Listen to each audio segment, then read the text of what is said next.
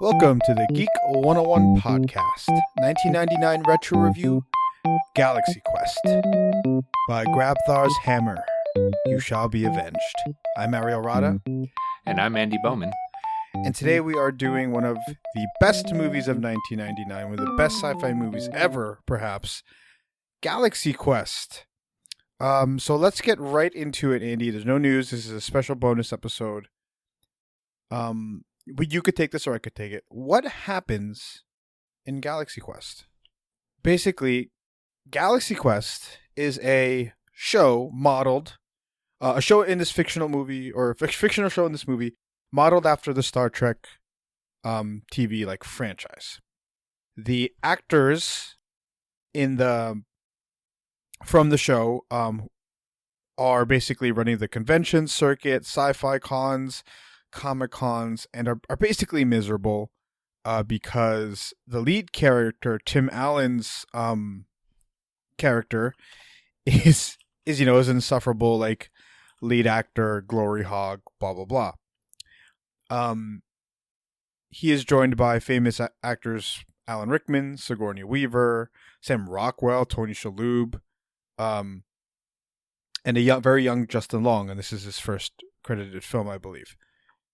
It turns out that a race of aliens has seen the Galaxy Quest TV show and believes them to be historical documents.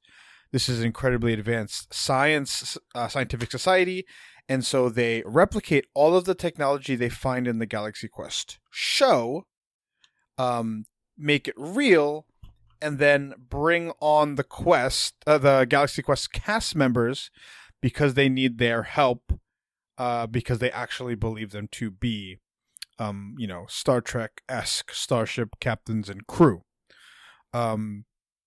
Shenanigans happen, and this movie is not known for being a brilliant sci-fi thing. It's more a brilliant satirical sci-fi commentary on Star Trek and the fans, and just like this fun parody of the show. I'd say you hit the nail on the head there.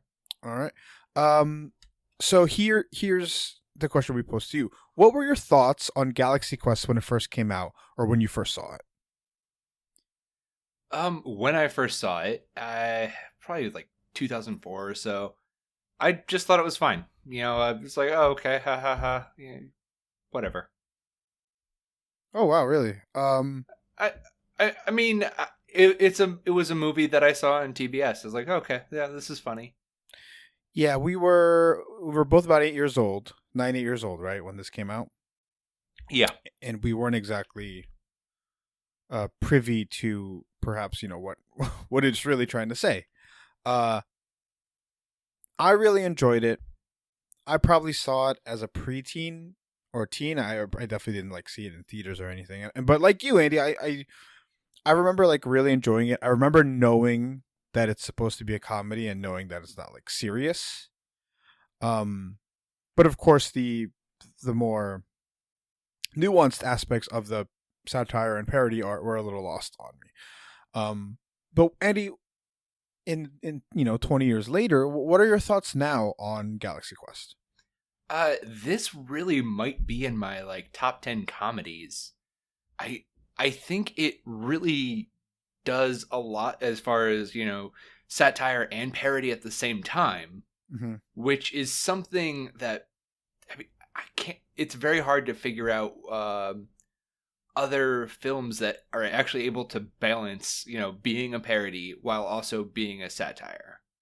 I think the only one that comes to mind is probably Shaun of the Dead. Yeah. And the other great comp for this is Cabin in the Woods.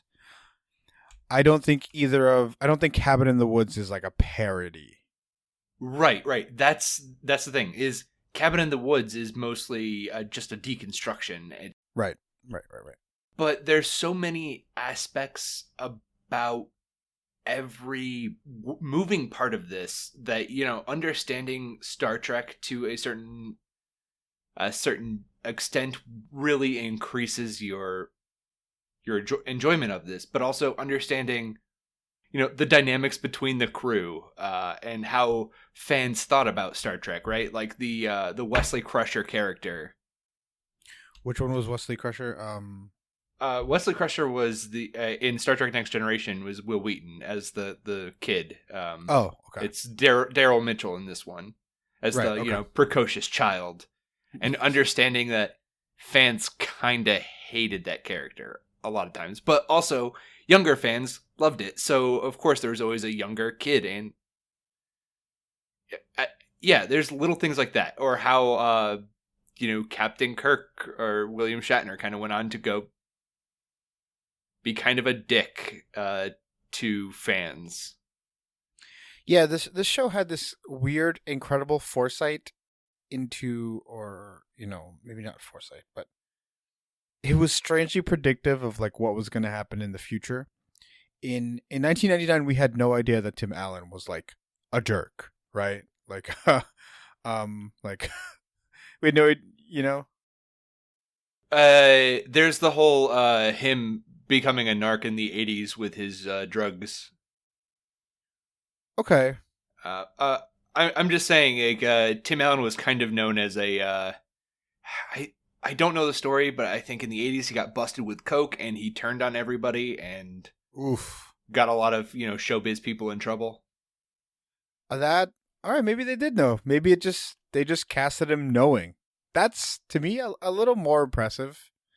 I think, and really funny.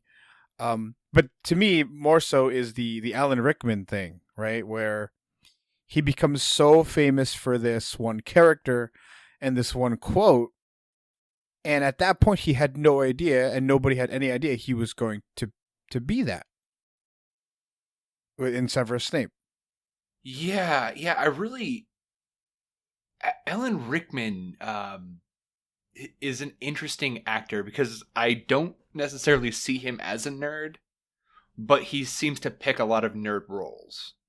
Yeah, and so I think here's the thing. The character mentions I like played Richard the Third and whatever.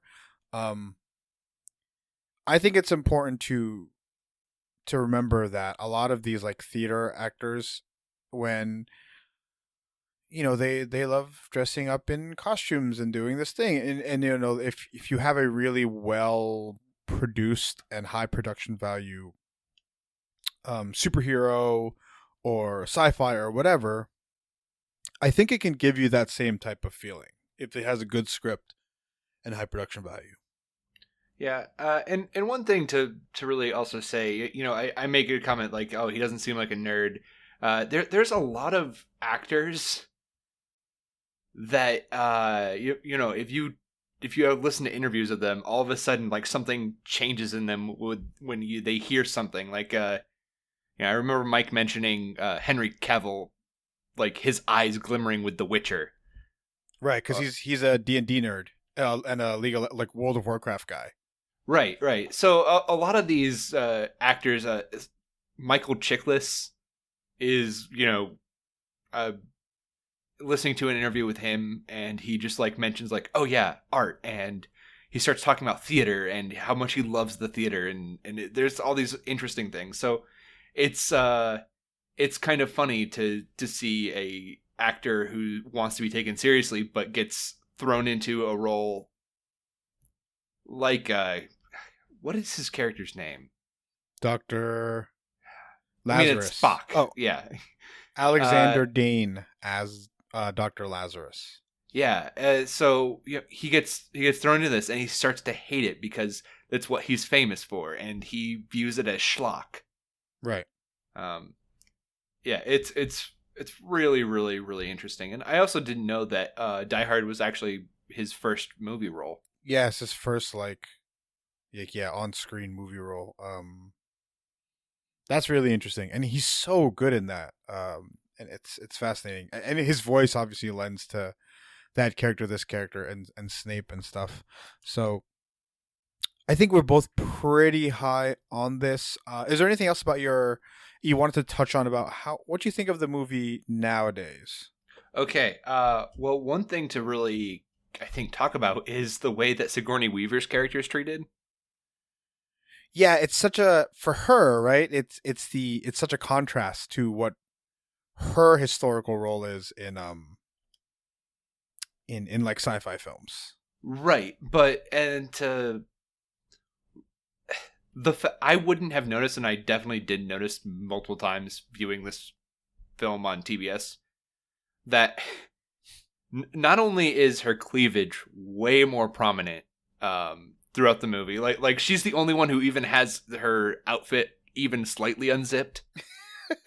Yeah, even in like the post credits, it's not the post credits, but like the end scene, it's like she's wearing like a bit of a jacket and like a tank top, like a low cut tank top instead of like the normal um Right, uniform. and by the end of this, her uniform's actually ripped and in tatters, Yeah, you and can see her bra and stuff. It's such a subtle and like funny joke. Um, that puts like they have so much of it that puts this on another level.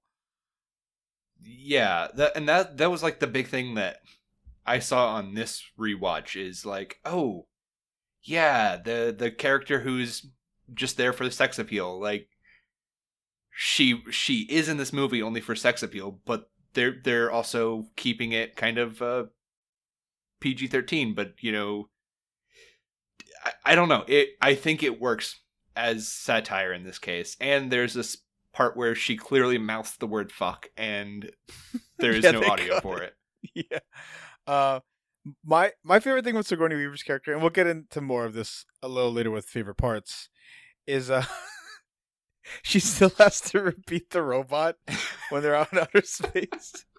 She's like, I got one job on this ship, damn it, and I'm gonna do it. It's so funny. But like the computer only answers to her because that's how it was on the show. So good. That's such a good joke. Who made this film? I never even thought to look at who the director was. Okay, some dude named Dean Parasot, or maybe Parisot. It's it might be like foreign, so the T might Yeah, be silent. But he has not made much. no, this seems to be like lightning in a bottle. Yeah, yeah. This The movie. movies he has made, Don't Fill Me with Confidence, Yeah. Fun with Dick and Jane, which was a pretty bad Jim Carrey comedy. Hmm. Red 2, which I never actually saw Red 2. Red 1 was fun though. I love Red, the first one. I love that movie. It's such a fun action movie. He's directing Bill and Ted Face the Music, Huh. which I'm with how well this movie went, I think he might be a very good fit for that. Yeah, it's that same kind of type of humor. Interesting. It says here that the story and the screenplay is by a man named David Howard, and he doesn't have uh he doesn't have a Wikipedia page. So let's check his IMDb really quick. While you do that, I'll talk about the other guy who is screenwriter, Robert Gordon, who wrote such great films as Men in Black 2. Oh, great. Sky Captain and the World of Tomorrow. And Wonder Park. Like, somehow this film seems to be just a lightning in a bottle situation. David Howard has no other, according to IMDb, no other writing, producing, anything credits. Everything's related to Galaxy Quest. He was probably just this humongous Trekkie who knew somebody and got this greenlit. I mean, I'm perfectly fine with that. Yeah, me too. It's interesting, an interesting thing there.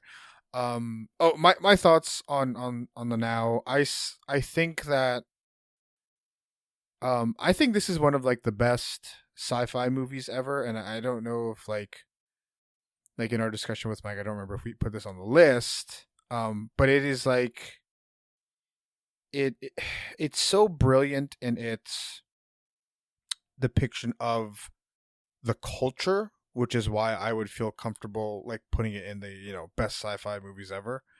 The culture, the fandom, the actors, the good, the bad, like it's so brilliant in its depiction of all those things that like it's hilarious. The only movies, satire, parody, whatever that I could compare to, I mentioned previously in Shaun of the Dead and um Cabin in the Woods, and those are two of my favorite movies ever. And I think, I think I personally lend myself more to a horror fandom than like a Trekkie fandom, because I think liking Star Trek and liking sci-fi are two very different things. While tangentially related, the core they're quite different.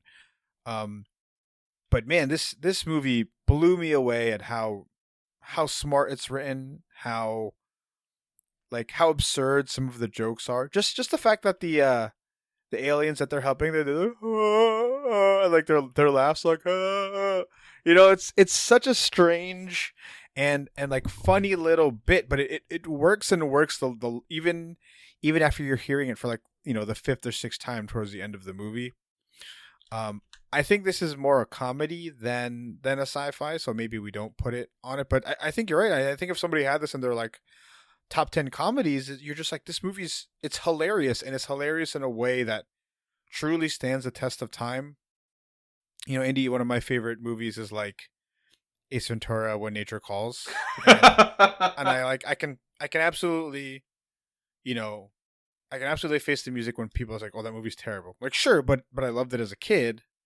But like Galaxy Quest, I don't think there's any nostalgia built into my enjoyment of the film. Right. And the thing about this is it manages to capture a very specific time in sci-fi and nerd culture, right? It captures this time where nerd culture hasn't become mainstream yet. So the people who are fans are still kind of outcasts. Yeah.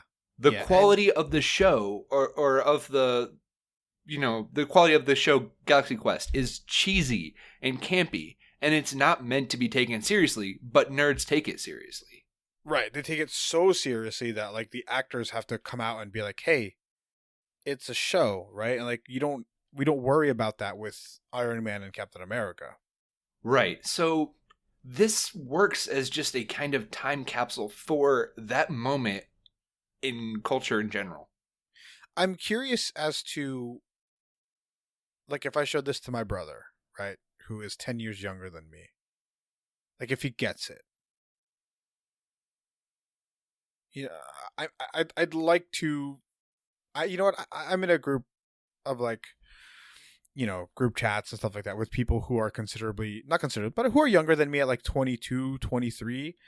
I'd like to find out their opinion on this film and see if they understand the cultural aspect of it.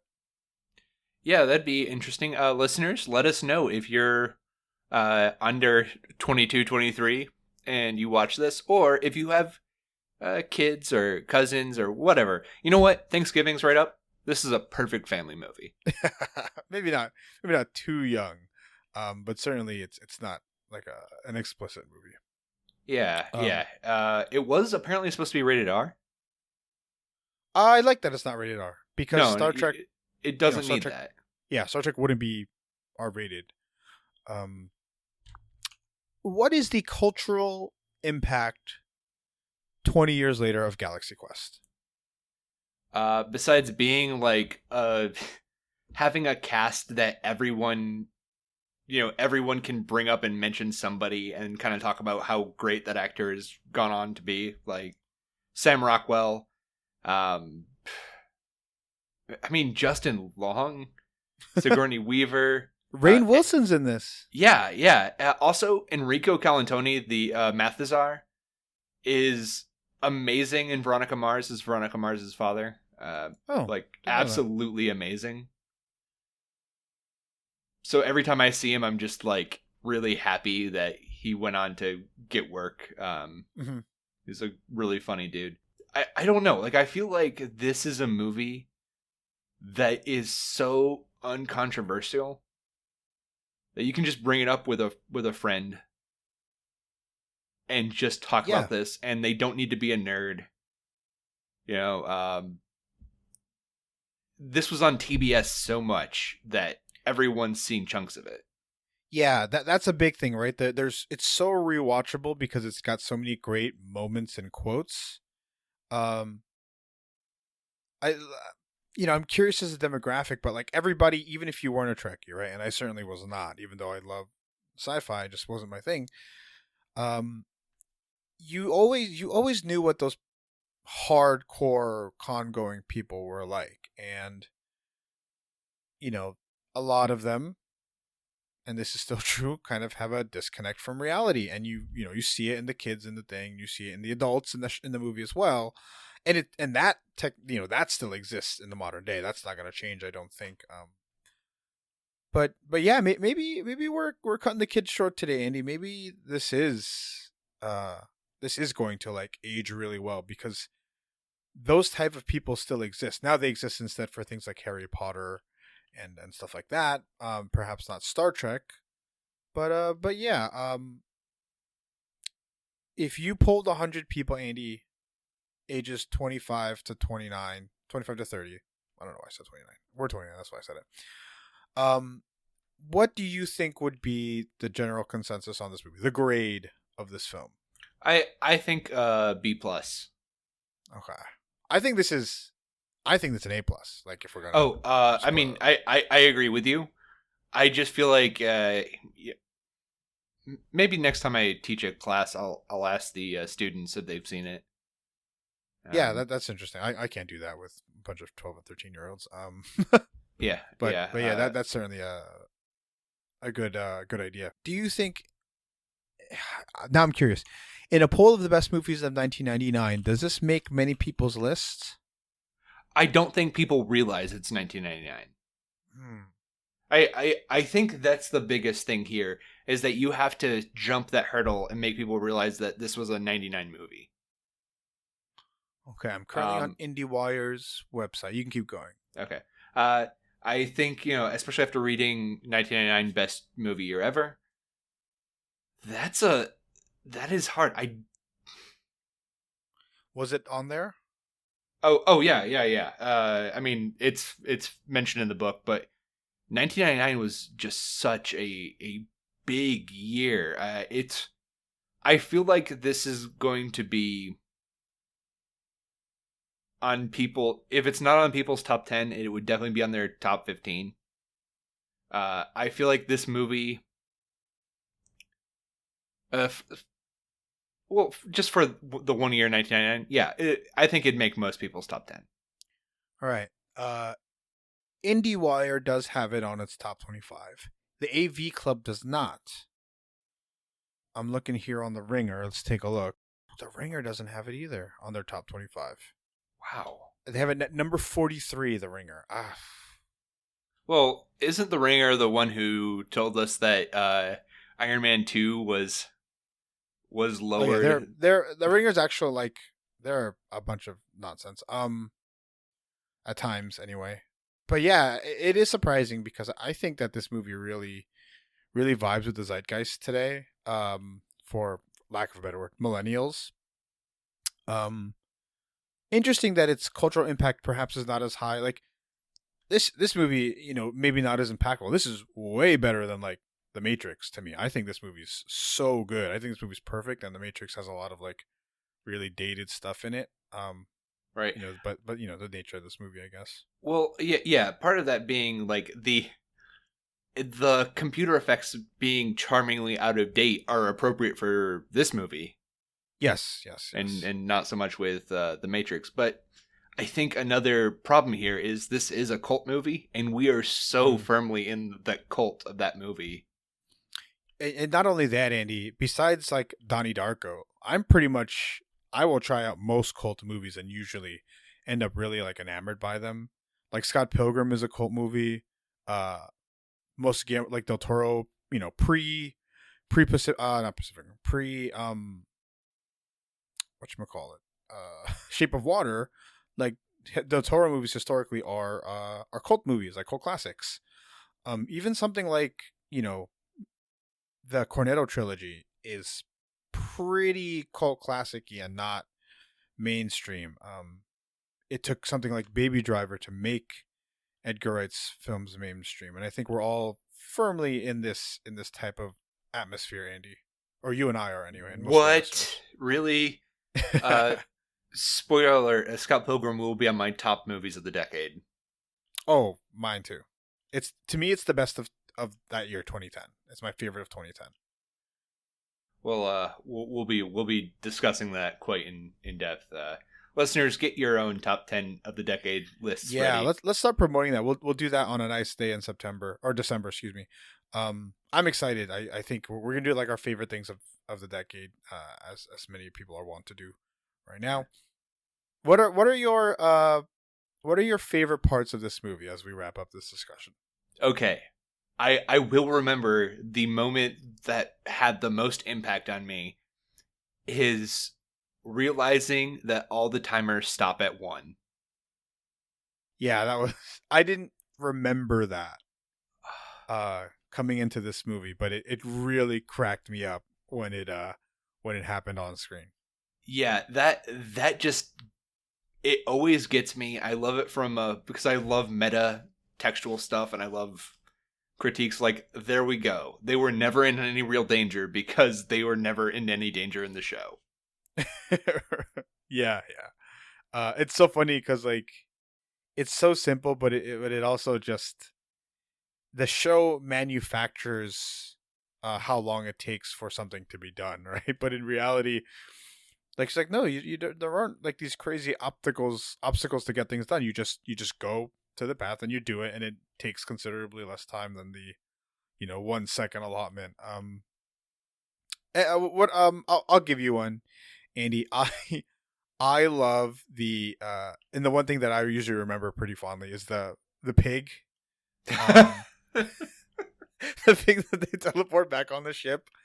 Oh, it's so funny. Um, and they're like, yeah, he did it, and then they're like trying to hide the. They're trying to like mute the transmitter and tell him it's okay and stuff. uh, So good. another great moment is Sam Rockwell screaming that nobody knows his name.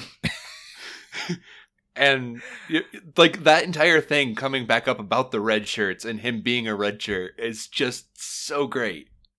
And he's like, no, I don't want to stay on the ship because if I stay in the ship, I'll die. And then he goes, and he's like, no, if I go on the mission, I'll die. He's just like you for the red shirts are such a thing that they die in every mission, whether you stay or whether you go on the ship, it doesn't matter. Right, episode 51. I I died in an episode. What's another one for you? A favorite part? Okay, the comedic part where Tim Allen sits down in the chair and he's ordering. He's making things up and he tells Saris like, "Okay, we'll send it to you in a package. Get it ready." Okay, Yeah. cut. Okay, he's as stupid as he is ugly. Don't worry. I mean, it's such a classic slapsticky comedy gag, but it works so well in this. Yeah, I love when he's like, "Oh, the costume's good, and you look kind of real and stuff like that." Yeah. Um, I I love the little bit that's like they're eating, and Dr. Lazarus has like the bugs in his soup. He's like, "Oh yes, we've modeled the food after your home planets," and Dr. Lazarus is an alien, and so like in a dumber movie, like they don't make that catch, and it's so funny. I just that part really gets most of the stuff with Alan Rickman really gets me. It's hilarious. Well, I mean, right at the beginning when he says, "There's nothing you will say that can make me go back out there. The show must go on." The show must go on. So good, so good. Yeah, there's just so many little parts about this movie. This is a movie. I feel it's a lot like Scrooged, where I can just kind of put it on and do something and never be unhappy with whatever glimpses I see. Right, whatever part you're on or whatever moment you happen to catch. Yeah, I get that. Yeah, I mean, even the 13-second thing at the end, it's really well, what do they call it? Really well signposted of what's going to happen. And when it does happen, it's actually emotionally impactful. Like, it's impressive. And then he still comes back again, and they kill him in front of a con. Yeah, that was good. Um, I what else is there? I like I said, we mentioned it before, the Sigourney Weaver thing where she still has to repeat the computer. It's so funny. She's like, "I've got one job on this ship, and I'm gonna do it." It's so good. To me, the little things are what make this movie so great, and perhaps that is why, like, maybe it wasn't David Howard's who like ended up this being such a great success. Maybe it was the fact that the actors were just like, hey, shouldn't we do this instead? Or somebody on the team just, happens to say the right things and do the right things, and you get lightning in the bottle like this. Yeah. Another moment that I really like is just the look on Tony Shalhoub's face when he realized, like, oh wait, I can just teleport the rock monster in there. Yeah, yeah. He's like, he ends up um the way they go around, like, the convoluted ways to do things are really fun, because it's like, no, this is just like, it's like what we try to do, or what we end up doing, from the seat of the theater or from our couch and stuff. We're just like, why don't you just do this? Why don't you just go to the cops? Why don't you just teleport the rock monster? And it's like, well, they do, and things work out because it's not a TV show and they don't have to convolute stuff. Right. And Tony Shalhoub's character just is so on board with what's going on. Yeah, But at no point does he doesn't just faze him. adapts so quickly. It's so gross at the end when he's like making out with the alien, and the tentacles come up at the end. So gross. That's not normal. No, Andy. We might have to have a talk about your anatomy and whether or not your wife is an alien. But yeah, I think that this show is really good. I think there's a lot of. I certainly think it's a cult classic. It never received like super high critical acclaim, but it's so well made, and I think it's perfect. I'm gonna grade this at an A+. Andy, what would you give this? I give this an A+. I mean, this is fun and it feels timeless. Yeah, I totally agree with you, because it's kind of talking about a certain era, and so it makes it, like you said, timeless. Also, I looked up what Tim Allen is a jerk for. In '78, he was arrested with possessions of 1.5 pounds of cocaine, and he provided the names of all the other dealers in exchange for a sentence of 3 to 7 years instead of possible life imprisonment. Oh, that's not. And then that's not terrible. No, but then he got out in 1981, and apparently he kind of rolled on a bunch of other comedians. Ooh, that's not great. The comedians part's not great. The dealers, sure. Well, I think he was also a dealer. Yeah. Either way, it's weird, and now he's become a symbol of the alt-right. Which is a shame. That's the worst part, honestly. All right, that's our 1999 retro review of Galaxy Quest. I think we'll do a couple more. Have we done the Mummy yet? Yes. Yeah, we did. Yes, we have. There's a couple. Yeah, there's a couple more. We'll take a look at that list. But let's get out of here, Andy. Where can people find you online? You can find me online on Twitter at Hebrews Pale Ale, and you can also find me at Hebrews Pale Ale on Letterboxd. All right, you can find me at Dread Pirate Rada. You can find us at Geek 101 Podcast on Twitter and Facebook and Patreon. Email us geek101pod@gmail.com. That's all we have for today. Class dismissed.